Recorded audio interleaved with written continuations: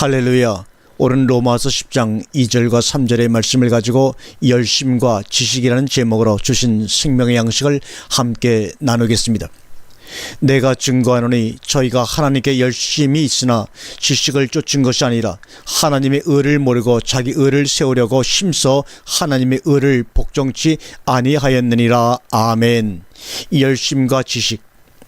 오늘 본문에서 저희가 하나님께 열심이 있으나 지식을 쫓은 것이 아니다, 이렇게 말씀을 하고 있습니다. 바로 사도 바울의 로마서 10장의 서신입니다. 물론 저희라고 하는 것은 유대인입니다. 하나님을 알고 열심히 섬기는 민족이며 지금으로 보면 모든 기독교인이라고도 볼 수가 있습니다. 여기서 그 의미는 열심을 탁하자는 것이 아니라 지식을 쫓은 열심이 아니라는 데 초점을 맞추고 있는 것입니다. 다시 말하면 열심의 근거가 어디냐로 볼 수 있습니다. 자기적인 열심이냐 아니면 하나님의 지식에서 나오는 열심이냐로 분리를 할 수가 있습니다. 자기적인 열심, 요한복음 2장 10절에 주의 전을 사모하는 열심이 나를 삼키리라. 주의 전, 주의 성전을 삼키는 결과를 가져왔습니다.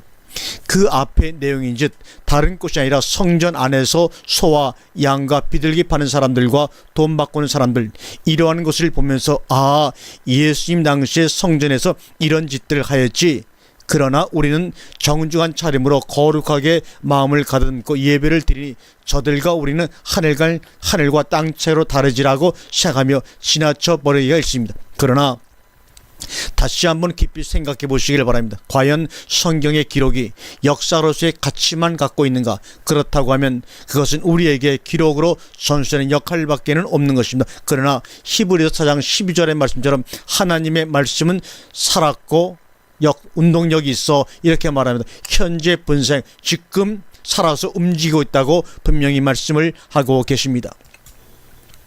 이 뜻은 기록된 말씀이 현재 우리가 살고 있는 시대를 표현하고 있다는 뜻이기도 합니다. 그렇다면 하나님을 사모하여 나오는 모든 열심이 어찌하여 하나님을 삼키고, 또한 사도 바울도 빌립보서 6절에 열심으로는 교회를 핍박하고 그리스도를 알기 전에 자기 상태를 그와 같이 쓰고 있습니다. 열심이 어디서 나온 것이냐에 달려 있습니다. 결국 그 열심이 하나님의 지식 곧 하나님의 의를 쫓아온 열심이냐 하는 것입니다. 열심, 참으로 좋은 말이죠. 우리네 생활에서 그 열심이 없으면 가정이나 사회나 국가가 어떻게 되어가겠습니까? 가장에 밤낮 없이 뛰는 열심히 가족들을 편안하게 생활할 수 있게 하고, 각 국민이 한 사람 한 사람의 부지런함이 국가를 성장시키고 발전시킵니다. 그러면 열심에서 어떤 결과를 초래함이 사실인데, 만약 그 결과가 하나님의 능력과 하나님의 자비를 배척하고 오히려 사람이 이룬 열심에 하나님이 의자에 가는 것처럼 요사이 그렇게 여겨짐이 어쩐 일인가? 아마 그 당시도 분명히 장사하는, 사고 파는 자들은 예배 드리러 오는 자들에게 돈 받고 예배드릴 희생의 제물들을 사고 팔아서 하나님께 드리고 성전 일을 위하여 귀하게 쓴다고 여겼을 것입니다.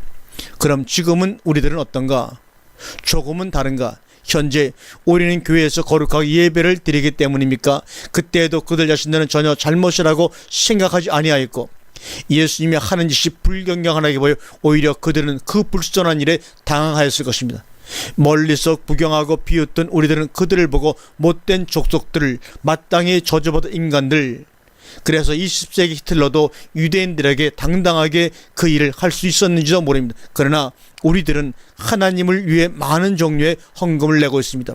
소와 양과 비둘기를 팔지 않고 말입니다. 이렇게 얘기하겠죠.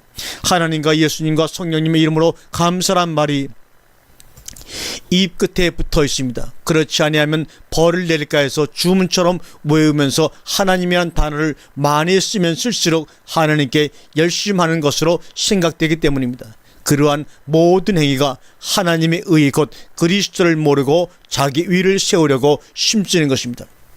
창세기 11장 1절과 4절에서 온 땅의 구음이 하나이요 언어가 하나였더라. 이에 그들이 동방으로 옮기다가 시낼 평지를 만나 거기서 거하고 서로 말하되 자 벽돌을 만들어 견고히 굽자고, 이에 벽돌로 돌을 대신하며 역청으로 진흙을 대신하고 또 말하되 자 성과 대를 쌓아 대 꼭대기를 하늘에 닿게 하여 우리 이름을 내고 온 지면에 흩어짐을 면하자 하였더니, 사람들은 사람들끼리 마음이 잘 통합니다. 그 이유는 생각의 기준이 같은 데 있기 때문입니다. 그러므로 통하는 언어가 하나입니다. 한 마음 한 뜻으로 살기 좋은 신할 평지에 안착을 했을 것입니다. 그리하여 우리 이름을 내고 온 지면에 흩어짐을 면하자. 뭉치면 살고 흩어지면 죽는다 인 말입니까? 우리 이름을 내고 우리 이름을 내어야 할 필요가 무엇입니까? 곧 그 이름을 알아줄 자가 없으면 그들의 가치가 다른 자들에 의하여 인정받지 아니하면 아무 쓸데없는, 그러므로 예수님께서 그들이 외식하는 자라고 가르치시는 것입니다. 마태복음 6장 2절에 외식하는 자가 사람에게 영광을 얻으려고 회당과 거리에서 하는 것 같이 6장 5절입니다. 또 너희가 기도할 때 외식하는 자와 같이 되지 말라. 저희는 사람에게 보이려고 회당과 큰 거리에 서서 기도하기를 좋아하느니라. 저희 모든 행위를 사람에게 보이고자 하여 하나니 곧 그 차는 경문을 넓게 하며 옷수를 크게 알고 잔치의 상석과 회당의 상자와 시장에서 문안받는 것과 사람에게 랍비라 칭함받는 것을 좋아하느니라고 말씀하고 있습니다. 그래서 마태복음 6장 첫문에서 사람에게 보이려고 그들 앞에서 너희 의를 행치 않도록 주의하라. 그렇지 아니하면 하늘에 계신 너희 아버지께 상을 얻지 못하느니라고 말씀하신 것입니다. 온 지면에 흩어짐을 면하자. 그러므로 많은 무리가 되고 많으면 많을수록 더 좋은 다다익선, 그래서 한 덩어리가 되어 함께 움직이면 언제나 든든한 상태가 되어 버렸습니다. 그래서 마태복음 7장 13절에 멸망으로 인도하는 문은 크고 그 길이 넓어 거리로 들어가는 자가 많고, 이렇게 말씀하지 않습니까? 온 지면에 흩어짐을 면하자 하면서 흙을 모아 벽돌을 만들고 딱딱한 벽돌을 만들어서 한 층 한 층 하늘을 향해 쌓아가 버리고 맙니다. 그것은 성벽을 쌓기에 좋은 것입니다. 외부로부터의 침입을 막고 그 안에 있으면 안전할 것이다라고 생각하고 가인도 노성을 쌓았습니다. 그러나 흙으로 두었더라면 씨가 뿌려졌을 때 싹을 틔울 수 있지 아니하였을까? 자연은 그렇지 아니합니다. 언제든지 자기로서의 절대 만족을 가지고 있습니다. 하나하나로서의 가치성을 갖고 있습니다. 다른 것들과는 조화를 이룰 뿐입니다. 그들 자신이 조화를 이루자 함이 아니요 그냥 그들 자신대로 사는 것이 조화를 이루는 한 부분이 되었고, 그렇다고 그것을 의식하는 것도 아닙니다. 우리가 공생하는 동물들을 보면 큰 동물의 먹고 남은 찌꺼기를 깨끗이 청소해주는 새들, 이들은 이렇게 하는 것이 그들이 살아가는 방식이지 아름다운 환경을 만들기 위해서이거나 그럴 의무를 갖고 있는 것도 아닌 것입니다. 다만 하나님이 그들의 삶의 구조를 그렇게 만들어 놓음으로 그에게 순응하는 것이 전체적 조화를 이루어 아름다움을 유지해 나가는 것입니다. 흙을 벽돌로 굽지 말고 진흙은 역청으로 바꿀 필요가 없는 것입니다. 그대로가 좋은 것이고 그대로가 하나님께 열심하는 표현인 것입니다. 사람들의 열심은 현대사회를 생산했습니다. 기독교인의 열심이 현대교회를 이렇게 놓았습니다. 어떠한 결과를 우리는 눈으로 볼 수 있습니까? 그 결국을 보면 원인을 알 수 있습니다.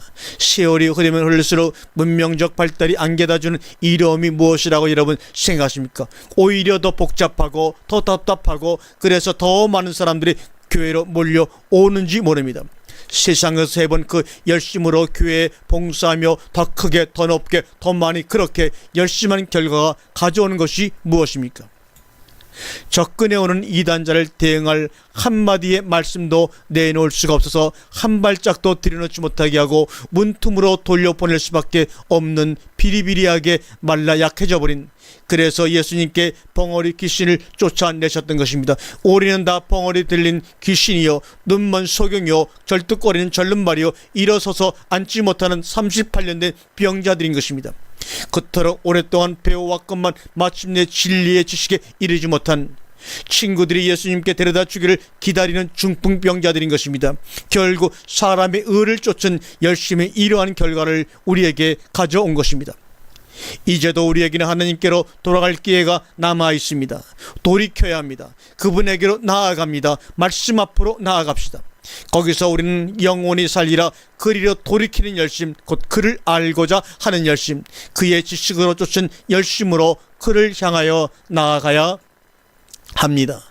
이는 그가 모든 지혜와 총명으로 우리에게 넘치게 하사 그 뜻의 비밀을 우리에게 알리시기 때문이라고 에베소 1장 9절은 말씀하고 있지요.